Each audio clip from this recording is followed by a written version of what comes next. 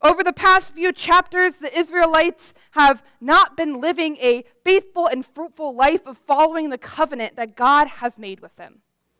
Israel has shown contempt when God has offered them unconditional and boundless love.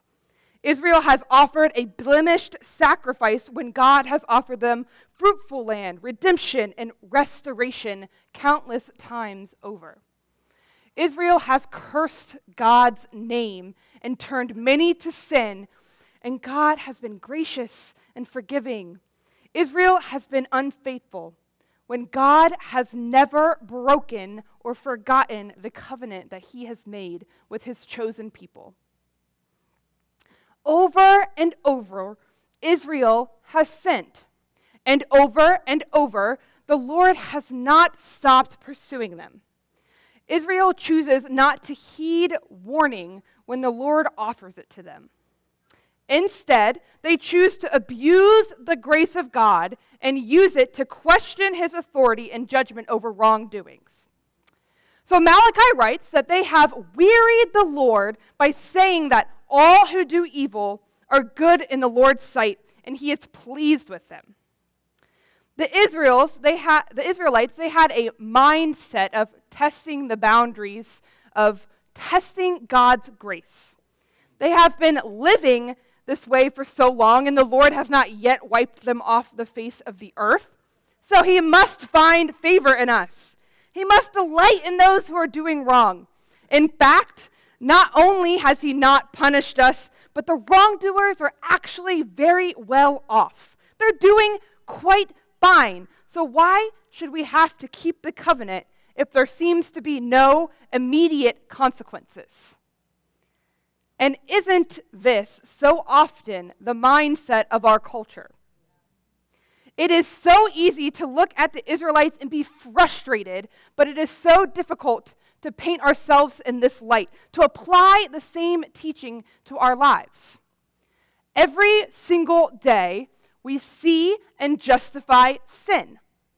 Not just in the lives of other people, which is quite easier to do, but in our own lives. The consequences of our sins are not always immediate, so we justify it. We become comfortable in it, especially when it is self-serving to us.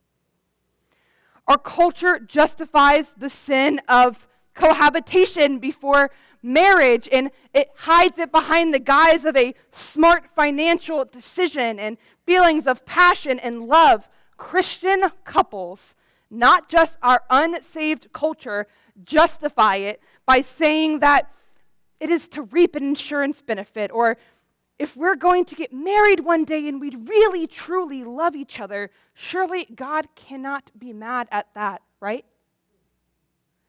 Or our culture justifies gossip, because certainly the Lord would want me to tell my side of the story. We feel like we must clear our own name, and we hide it under the guise of venting about someone. Our culture becomes comfortable with sin when it serves our own purposes and when consequences do not seem to be immediate, or when it seems like we can outrun the justice of God long enough for us to be in a different situation in a couple of months. But this is what wearies the Lord. When we know the covenant that he has made with us, when we have been made aware over and over, and he has heeded warning to us, and we consciously ignore those warnings and choose whatever sin it is that serves us in that moment. When we proclaim our faith with our mouths, but our actions do not follow, we choose to weary the Lord.